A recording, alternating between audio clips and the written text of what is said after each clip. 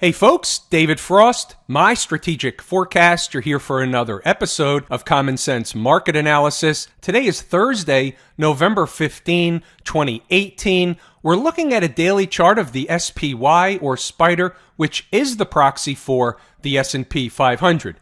So we were looking for a low. Do we have a low? It certainly looks that way. We had a reversal early this morning in the first hourly candle of the day, and the market traded higher all day long with minor hiccups along the way. That's pretty much what we were looking for in the price zone that we were looking for it. There's a lot to cover tonight. We're not out of the woods, by the way. We're going to cover a lot of stuff. We're off to a great start, but before we roll with all the real hard data, let me first thank everybody for participating, making comments and posts underneath the video. I love the interaction. Please continue to do that. In addition, hit the like button on the video and share the video with anybody that you think can benefit from this information.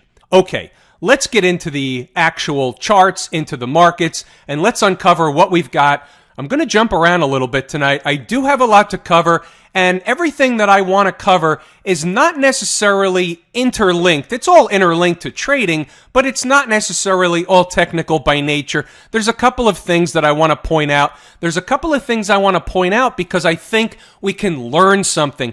I'm going to throw a lot of things against the wall tonight because I think we can learn something. Also, let me just thank everybody for sending messages today. I couldn't answer them all. It was impossible, but I do thank everybody for sending the messages about where the low was and all that stuff. We don't have to rehash. A broken clock is right twice a day anyway. But that brings me to another topic. The different types of messages that I got today, it's very apparent. It's kind of interesting and it's fascinating the type of messages I get and where they come from or the type of individuals that they come from. So there's really, I guess there's three buckets of people. There's people that have taken the course and they were looking for a specific thing. And I will tell you that that specific thing happened today. It happened in a specific area. And there was two specific reasons why time played a very critical role in today's reversal, and those traders that have taken the course understand that.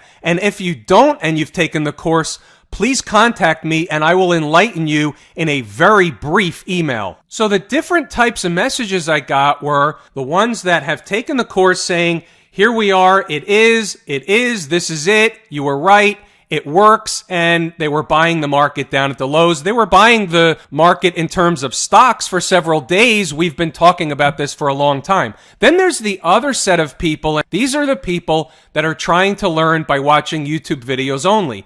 Maybe they're watching mine only. Maybe they're watching 4 or 5 different ones. I don't know, but these people, you folks, you have to understand something. This isn't easy. You have to have a foundation and a strategy and a set of rules that you know that work, that you can prove to yourself that work in a simulated account, in a demo account, on a scratch pad. It doesn't matter. You have to be trading and investing, deploying capital with a set of stringent rules. If they're my rules, fantastic. I'll help you as much as I can. If there's someone else's rules and they work, fantastic. Keep using it. Whatever it is, you have to be consistent. And this is the main point. Don't do the shiny object thing. Take a horse and run with it. And then I guess there's the third bucket of people that think I'm wrong all the time. Can't figure out why I'm not using MACD, stochastics, VWAP, and any other lagging indicator you can get your hands on. They always seem to be on the wrong side of the market, but claim I'm the one that's wrong. I have news for them. The market is never wrong. I'm wrong, they're wrong, you're wrong. We're all wrong, but the market is right 100% of the time. Last piece of data on this topic, and then we're going to get into some stuff. We're going to learn some stuff. Here's the deal. You'll know when you've arrived at success in trading, investing, when you can turn your capital over with consistency, week after week, month after month, year after year. Not going to win every day. In fact, we're not going to win every single week. But when you can do it on a consistent basis over the long term, this is the result. You'll know you've arrived when you yourself refuse to take a bad trade. Some of you may scratch your head and say, well, how do you know it's a bad trade until after the fact? But those of you that have taken the course will know exactly where a bad trade is or what a bad trade looks like. It's a trade that doesn't look like it follows the rules. when you catch yourself and you realize that you don't have to be in a trade until and unless one sets up to your price in your time frame, that's when you'll know that you've quote unquote crossed the Rubicon. Why did the market bottom today? Well, today in particular, there was a particular reason from a time perspective, but where I'm going with this one is the bears were rampant. They were rampant this morning. They're rampant all week long. The more bearish people get, the talking heads, the media, fund managers, hedge fund managers were coming out extremely bearish. That was it. That's the crescendo we were looking for. I think a few years ago, Carl Icahn might have even done it. I think the market was going down, and if it wasn't him, my apologies, but I think it was. I think the market was going down. I think he got extremely bearish, said something extremely bearish on television, and that actually marked the bottom. Now, aside from the fact that he's a wildly successful investor, let's separate the two things. I'm just saying that our emotions take over, and sometimes we lose sight of what's actually happening. The more bearish the entire financial community was becoming, the closer we were becoming to a bottom. That's just the way the market works over and over and over again. And if you turn it upside down on its head, it works in the exact opposite fashion. The more bullish they get, the closer we are to a top. Whether we're talking about an individual stock, a commodity, the individual stock market indices themselves, it doesn't make any difference. Look what happened in natural gas. We'll talk about that later. Here's the hourly chart of the spider. So look what happened. So you have, this is the first hour of the day. This green candle, the first red candle of the day is the gap lower and the first opening candle. What did the second candle do? It spiked lower and reversed. My point is not to rehash the low. My point is that this is when they were on TV being as bearish as I've heard this week. And yes, I was listening this morning. And forgive me for this because I'm not trying to make a joke out of anything, but I was laughing out loud listening to this stuff this morning, knowing that this is just a replay of the same thing that happens over and over and over again. They're just to different degrees, different magnitudes. What about going forward? Let's get back to the daily chart. What happens from here? Well, obviously, and I know it's far away, but obviously today's low is the line in the sand. So we're going to get a retrace. We may get another follow-through day. We may get a follow-through all the way up to the 200-period moving average, 275, 276, up in that zone. We may get all the way up there before we even get a pullback. Either one is possible, but nevertheless, what we're looking for, and this hasn't changed, this was your A leg. The B leg was coming down here, was scheduled to bottom somewhere in this zone. And then now, hopefully, we're starting the C leg. And if I'm right, well, it's not going to go in a straight line. It's not going to get here in like a week, right? That's not going to happen. You're going to have fits and starts. The market's going to have down days. You're going to have pullbacks. Volatility is still going to be increased, meaning you're still going to get large swings in both directions. What happens if the other side happens? We have to look at both sides. Today was a bottom. Today was a reversal. Today was a nice big day for those looking for a bottom. Wasn't drop dead bottom type of volume.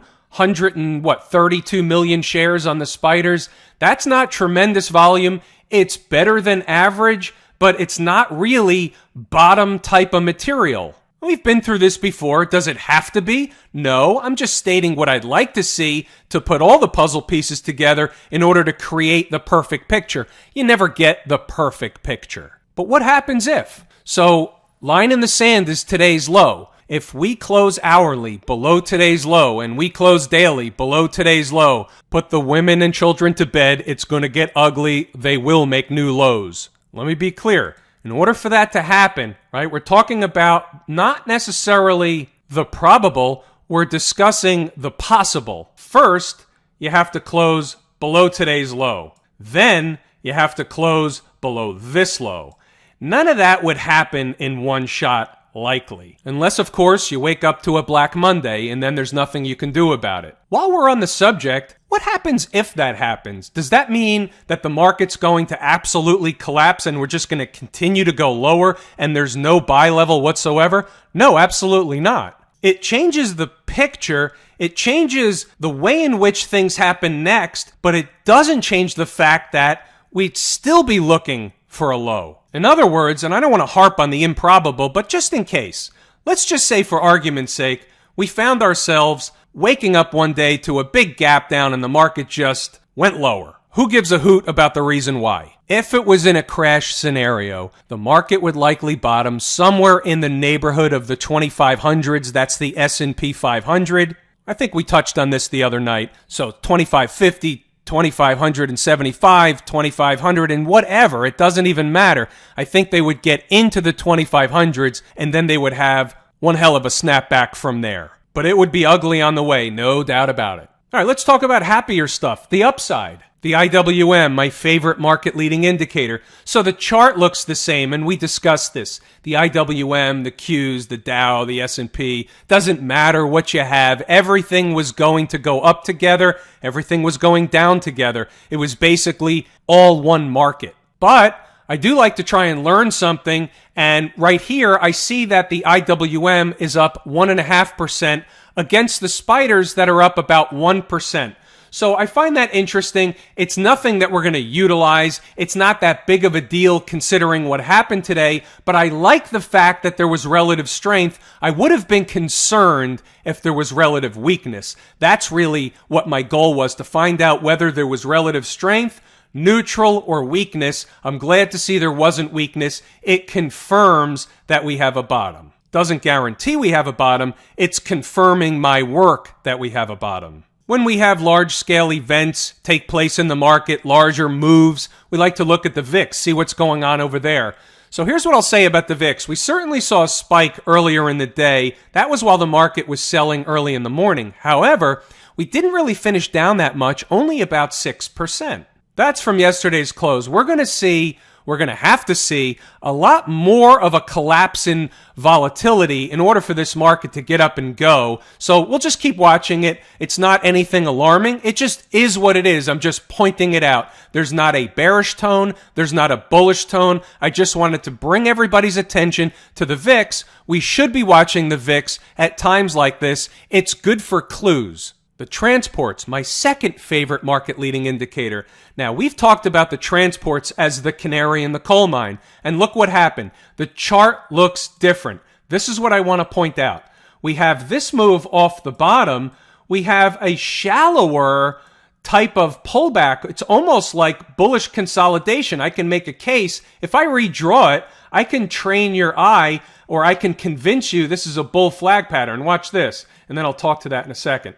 So if I do this, and I tell you that's a bull flag pattern, a lot of you will believe it's a bull flag pattern. It's not actually a bull flag pattern, but the point I wanted to make is I wanted to show you that because when we watch television and we see these chartists on TV and they come on and they show us certain things and we look at it and sometimes we just nod our head and we say, okay, I don't, but a lot of people do. We can manipulate the charts to look almost any way we want. Within reason, right? You can't make a bullish chart look bearish, but I can convince you that that was a bull flag pattern for two reasons. Number one is visually, if I draw it up there, our eyes will be drawn to the flag and say, oh yeah, it looks like a flag. And the second reason is because you think I already know what I'm talking about, so you take what I say, certainly not as an absolute, but you take it with some kind of reasonable assumption that I could be right. Boy, did I get off on a tangent there. The point is that the chart looks different. Look at the spider daily chart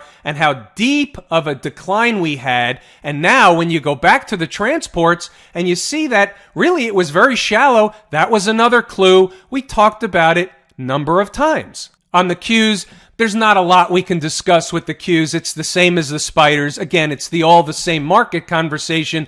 We're going to go up if everything's going up and vice versa. Which is, by the way, all the more reason why I was kind of pounding the table that this is a time when we need to buy stocks because we're going to get retracements in the market. You're going to have a day where the market's going to be down and everybody's going to become bearish again all of a sudden. But that doesn't mean that some of the stocks you happen to own at the time are down that day. Not everything has to be down at the same time. When it comes to individual stocks, they trade on their own. When the market is up big or down big, everything tends to move in tandem. But individually, if the S&P 500 happens to be down 15 points one day, it doesn't mean that a stock I own happens to also be down $1. It just doesn't work like that. It can be, but that's not the way it works. I was buying the individual stocks based on the charts and the support levels of the individual stocks, but I was keeping an eye on the market and buying the stocks knowing we were going to bottom, and if we didn't and I was wrong, I would have made that decision if the S&P 500 started breaking through certain levels, and that's the way I approached the entire situation. Here's another puzzle piece that we've been discussing, the XLF. What we said the other day, and probably a couple of times, was that if in fact the market was as weak as they wanted you to believe on television, then the financials would have been melting down. And they weren't. And I wasn't buying the story. And look at this tremendous up day in the XLF. It was up 1.5%. That's a big up day in the XLF. Here's an interesting one, the SMH. Now, it was a tremendous up day in the SMH. I'm looking at the after hours quote, and I'm just noticing it's 93.16 by 93.17, but we finished close to 96. It's a little strange. I'm looking around. Other markets are normal. It's after 5 o'clock at this point in time, and therefore everything is pretty much closed. And I've got the NASDAQ futures market pinned up 120 points for the day. I've got the S&P futures contract pinned up 35.5 points. So nothing crazy or funky is going on. I don't know if anything's going on as I'm making this video, but I'm just noticing it in real time with you right now. I guess we'll find out later on. So it's just something we'll keep an eye on for later on. Could be just an anomaly. Told you we were going to jump around tonight. Let's talk about Facebook. So Facebook was down today. It was down $1. Dollar's not a big deal, but look at this chart. It can't catch a break. I recognize Facebook negative news is all over the place. I understand all that, and you can tie the two together. The point is that Facebook has a problem. We talked about it when this happened. This week right here in July, the week of the 27th of July, we talked about the fact that that was a problem. Like when things like that happen, when you see a huge down week like that, there's never just one cockroach. It's more stuff. There's bigger problems. That's not just a couple of down days. Facebook will find some stability and it will catch a rally at some point. But the interesting thing, or the most important thing, and here's where the learning comes in, when you see this, you just stay away. If it rallies $10 tomorrow or the next day, so be it. But when you see this as a general rule, when the market reverses and the S&P finishes up 35 points, or the futures are up 35 points, the S&P cash index up 28 points, the everything was up. Everything was rallying today, and Facebook was not. So that's telling you something. You want to stay away when you see that. That's an indication there's bigger problems underlying Facebook. That's long term. Let's go back to Happy. How about Canopy Growth? How's that 33 number look? Hit 36.90 before lunch. 10% in 2 days. Pardon me, 1 day. That's why we buy stocks. The only reason I bring it up is because I know there are some of you out there that bought it. Fantastic. Hopefully, some of you are kind of getting the point and can read when I'm pounding the table on certain things. Obviously, I can't tell anybody what to do. I don't know anybody's individual financial situation. I can tell you what I'm doing. I can tell you what I think the charts are doing. And then you obviously have to make your own decision. But you can learn when to read when I'm pounding the table on certain things. I'm not saying I was pounding the table on Canopy Growth. I'm just saying I was pounding the table on stocks for a while. Discussed this one several times, several dollars ago. Many dollars ago. Apple never got to the 183. Those stinkers, they came right in between 190 and 183. Almost right in between. Low is about 186. I was looking for 183. No shot at Apple for me. Not right now. We're all over the place tonight. How about UNG? Remember this from yesterday? I know it was just a shame that nobody who listened last night got the opportunity on a gap up this morning to get into UNG on the short side. That was a shame, and that was why I got in yesterday, because it's the old trick, trap, fool, and frustrate, but if you use a little bit of reverse psychology, you can actually trick, trap, fool, and frustrate them into giving you what you want. Everybody thought that they were going to gap over $5 this morning. They never got there. They went lower and they didn't give it to them. And that's why I got in yesterday. Not because I knew that was going to happen, because I was willing to take a little bit of heat for a little bit of time if they were going to go slightly higher, knowing this thing had to collapse back down. Markets don't do what this did. It happens sometimes, but then what happens after the moonshot is what happened today. But certainly it could have went higher, and that's A, why I did it with options.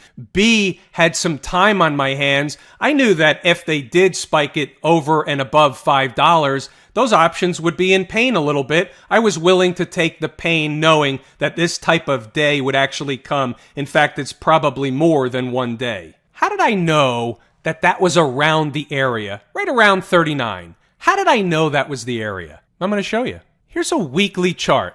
Now, there's more to the left that you can't see, but just what we can see, you see that the market rallied up to previously and was rejected around this area, right? We don't know to the penny. We don't care to the penny at this point in time. When you have some kind of moonshot move like this, pennies don't really make any difference. But we know that the market thought that price level was important, tried it twice, and was rejected. That's on a weekly chart. I would think that's important. You don't have to be a technician to see that that's important. To me, that's just common sense. And what happens when you go back a little farther, right? You start going back in time and you say, oh, look at this. So the market stopped here at the same spot for about 3 or 4 weeks and then went lower, rallied back to that spot, and couldn't get through it. Do you think when we get back to that spot one more time, we might have a little bit of trouble, especially when we came from 25 a couple of days earlier or a few days earlier? Of course. Is it a guarantee? Of course not. There is no guarantee, but it's logical. And it's about the thought process, right? So I see this happening. You see UNG, or natural gas in this case. You see natural gas just absolutely going bananas. They can't stop talking about it. It's the talk of the town. You know what the next thing is. At least from my perspective, I know it's going to collapse. Now it becomes from where? That's when you go to work. Once I saw the weekly chart, it really wasn't a hard decision. It was, do you want to participate or not? Are you willing to take a shot at this area or not? And that's how it works out. There was one trader that I know of, one of you folks out there, that made 55 or maybe even more percent. It was 55 at the point in which he told me. 55% on a 3 times exchange traded product that was shorting natural gas purchased yesterday. It's hard to replicate that. Kudos to Jordan. Stepped up to the plate, made a fantastic trade. Gold? I told you we were jumping around. Don't blink. This is from the other day. We talked about the low. It was a low. It was supposed to be a low. Where is gold going to go? Well, the likely scenario is gold's going to make a run for, yes, you guessed it, the high of the breakdown candle, 1224 spot 60. Just call it 1224, 1225. Maybe it gets there, maybe it doesn't. You have a 100 period moving average short of that. We'll see, but either way, that's where it's headed. That will be a natural area of at least intraday resistance. More likely, a couple of days or more of resistance. Crude oil, it's trying to find a bottom.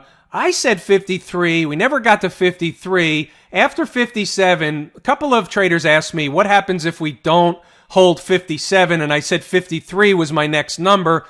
So we came close, or we got in the middle, just like the other one, just like Apple. So it came down to 55, I think. I forgot what the number was. Let me see. I don't really trade this much. Low of 54.94, so it's 55. And now we're trying to find some stability down here, but staying below 57 is still bad. So until and unless they can close above 57, the downside pressure is going to be on. Closing above 57 will bring us back to rally toward the high of the last breakdown candle. Right here, that number is 59.54. So 57 is your line in the sand right now. I'm out of wind. This is where I'm going to wrap it, folks. I'm David Frost, my strategic forecast. Thanks for tuning in for another episode of Common Sense Market Analysis.